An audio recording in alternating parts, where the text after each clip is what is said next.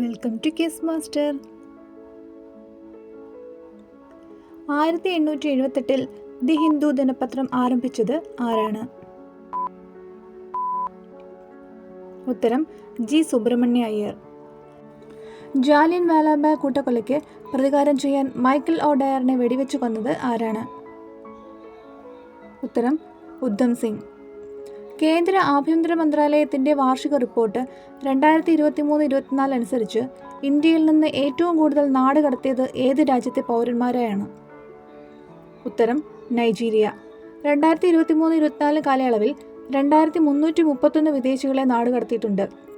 അതിൽ 1470 പേർ നൈജീരിയയിൽ നിന്നും, 411 പേർ ബംഗ്ലാദേശിൽ നിന്നും, 78 പേർ ഉഗാണ്ടയിൽ നിന്നുമാണ്. മാരക രോഗികളായ രോഗികൾക്ക് അന്തസ്സോടെ മരിക്കാൻ അനുവദിച്ചുകൊണ്ട് 2025 ജനുവരി 31 സുപ്രീം കോടതി പുറപ്പെടുവിച്ച വിധി നടപ്പിലാക്കാൻ ഏത് സംസ്ഥാനമാണ് ഉത്തരവ് പുറപ്പെടുവിച്ചത്? ഉത്തരം കർണാടക. രോഗിയുടെ അന്തസ്സോടെ മരിക്കാനുള്ള അവകാശം സംബന്ധിച്ച് സുപ്രീം കോടതിയുടെ നിർദ്ദേശം നടപ്പിലാക്കാൻ കർണാടക സർക്കാർ ഉത്തരവുകൾ പുറപ്പെടുവിച്ചു. കേരളത്തിന് ശേഷം ഈ വിധി നടപ്പിലാക്കുന്ന രണ്ടാമത്തെ സംസ്ഥാനമാണ് കർണാടക. 2023 ജനുവരി 24 സുപ്രീം കോടതി വിധിയെ തുടർന്നാണിത്. രോഗിക്ക് സുഖം പ്രാപിക്കാൻ സാധ്യതയില്ലാത്തപ്പോൾ ലൈഫ് സപ്പോർട്ട് പിൻവലിക്കാൻ ഇത് അനുവദിക്കുന്നു. സാധാരണ ടേബിൾ ഉപ്പിന് പകരം ഏതു തരം ഉപ്പ് ഉപയോഗിക്കണമെന്ന് ലോകാരോഗ്യ സംഘടന 2025 ജനുവരി 26 ഒരു മാർഗനിർദ്ദേശം പുറപ്പെടുവിച്ചു. ഉത്തരം പൊട്ടാഷ്യം സമ്പുഷ്ടമാക്കിയ കുറഞ്ഞ സോഡിയം ഉപ്പ്. ഉയർന്ന രക്തസമ്മർദ്ദവും ഹൃദയ സംബന്ധമായ അസുഖങ്ങളും പരിഹരിക്കുന്നതിനുള്ള ആഗോള ശ്രമത്തിലെ ഒരു സുപ്രധാന ചുവടുവയ്പ്പാണ് സാധാരണ ടേബിൾ ഉപ്പിനു പകരം പൊട്ടാസ്യം അടങ്ങിയ കുറഞ്ഞ സോഡിയം ഉപ്പ് ഉപയോഗിക്കണമെന്ന ലോകാരോഗ്യ സംഘടനയുടെ സമീപകാല ശുപാർശ. നെയ്മറുമായി കരാർ ഉൾപ്പെടുന്ന ബ്രസീലിയൻ ഫുട്ബോൾ ക്ലബ്? ഉത്തരം സാന്റോസ്. 100 മില്യൺ ഡിഗ്രി സെൽഷ്യസ് താപനിലയിൽ 17 മിനിറ്റോളം കത്തിജ്വലിച്ച ചൈനയുടെ കൃത്രിമ സൂര്യൻ? ഉത്തരം ഈസ്റ്റ്.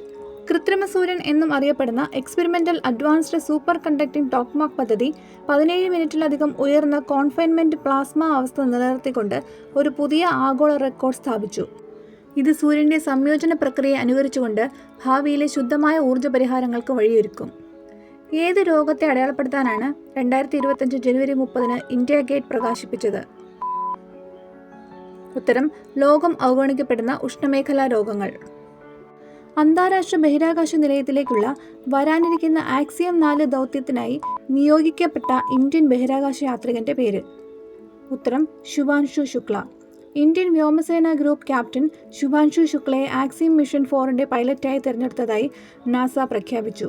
അന്താരാഷ്ട്ര ബഹിരാകാശ നിലയത്തിലേക്ക് സ്വകാര്യ ദൗത്യത്തിൽ യാത്ര ചെയ്യുന്ന ആദ്യ ഇന്ത്യൻ ബഹിരാകാശ യാത്രികനാകും അദ്ദേഹം. രാകേഷ് ശർമ്മ ബഹിരാകാശ നിലയത്തിലേക്ക് പറന്നതിന് 4 പതിറ്റാണ്ടുകൾക്ക് ശേഷം ബഹിരാകാശത്തേക്ക് പോകുന്ന രണ്ടാമത്തെ ഇന്ത്യക്കാരനാകും മിസ്റ്റർ ശുക്ല.